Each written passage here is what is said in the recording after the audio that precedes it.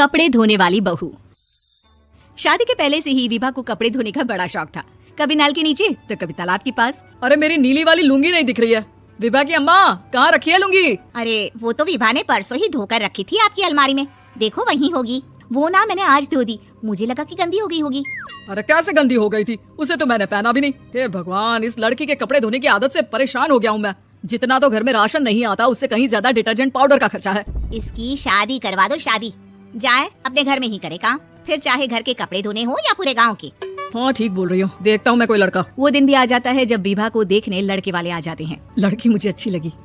होने वाली सास कहती है, बेटी अगर कुछ पूछना है तो पूछ लो। वैसे तो हमारी लड़की बहुत ही शर्मीली है, जो बोल दो वो मान लेती है, इसे क्या पूछना होगा। अरे कैसी बात कर रही हो माँ, मुझे इन लोगों के घर रहना है, सवाल तो कई है। हाँ हाँ बेटा पूछ लो ना, क्या पूछना है।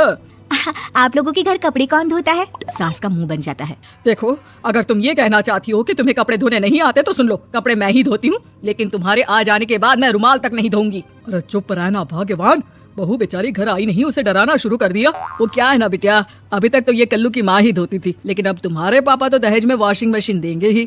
तभी विभा की माँ बोल पड़ती है, सवाल भी पूछा तो क्या। वैसे भाई साहब, मशीन की तो फिर भी कपड़े धोने की कैपेसिटी होती है, मतलब जो बिटिया दे रहे हैं ना विभा, इसे कपड़े धोने का बहुत शौक है। ये आप लोगों के क्या आस पड़ोस गांव मोहल्ले सबके कपड़े धो दे और उफ तक ना करे। बाहर देखा नहीं आपने कितने कपड़े सूख रहे हैं? सब हमारी बिटिया ने ही तो धोए हैं। बस भी करो ना माँ, शर्म आ रही है इतनी तारीफ सुनकर।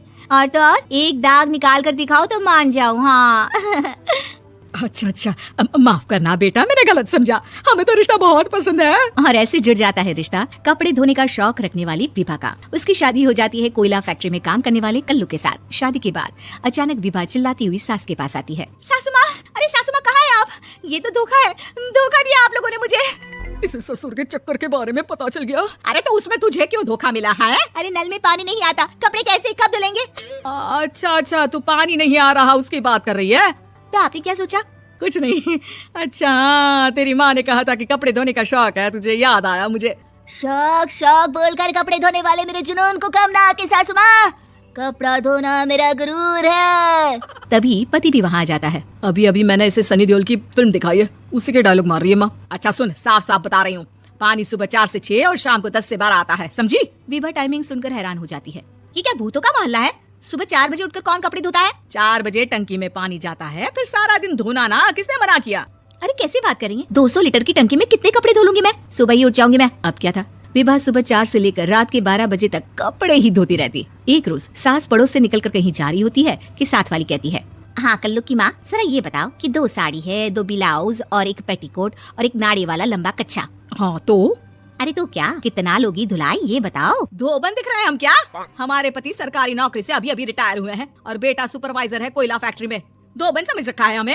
हाय रे कल्लू की अम्मा, माफ कर दो, वो तो मोहल्ले में यही सब बता रहे थे कि तुमने बहू को कपड़ा धुलवाने के काम में लगा दिया है। सास को पड़ोसन की बात सुनकर गुस्सा आ जाता है। वो घर पहुंचती है जहाँ घर के बाहर ही इतने सारे कपड़े सूख रहे होते हैं जितने कि किसी धोबन के घर पर। अरे ओ कल्लू की दुल्हन, बाहर निकल। माँ जी यहीं आ जाओ, बाथरूम में चादर धो रहे हैं हम। अरे अभी हम धोते हैं, तुमको बाहर निकलो। ये आस पड़ोस वाले बोल रहे हैं कि हम बहू से कपड़े धुलवा कर उसे कपड़ा धोने वाली बना दिए हैं। अरे छोड़ो ना माँ जी, किन लोगों की बातों में आती हो? आस पास के लोगों का तो काम ही होता है कि वो किसी तरह सास बहू को लड़ा दे। बहू सारे घर के कपड़े धोती है, ये क्या कम है? बोलिए। सास को भी लग जाता है कि वो बहू का ये सनकीपन नहीं छुड़वा सकती, इससे अच्छा है कि खुद ही चुप हो जाए। एक रोज सास और बहू मंदिर जाते हैं जहाँ सास की साड़ी वहाँ खड़ी भीख मांगने वाली से मिलती है। माँ जी क्या बात है, आपकी साड़ी उस भिखारन से कितनी मिल रही है ना? हाँ देखो तो दोनों की साड़ी मिल रही है। क्या बात है कल्लू की अम्मा, तुम खुद को तो अफसर की बीवी बताती हो और ऐसी सिंपल सी प्लेन साड़ी पहनकर घूमती हो। सिंपल और प्लेन नहीं है ये साड़ी। तो क्या सोने के धागे से फूल बने हैं? कुछ भी सासू माँ, कुछ भी। हाँ बने थे इस साड़ी में सोने के धागे से फूल। मेरे पति लेकर आए थे मद्रास से स्पेशली मेरे लिए 10,000 की। ताहे भाई साहब इस भिखारन के लिए भी सेम टू सेम साड़ी लेकर आए होंगे 10,000 की। सास उस वक्त कुछ नहीं कहती, लेकिन बहू के साथ घर आती है और अलमारी से एल्बम निकाल कर लाती है। ये साड़ी देख रही है, ये वही साड़ी है जिसे मैंने अभी पहना था।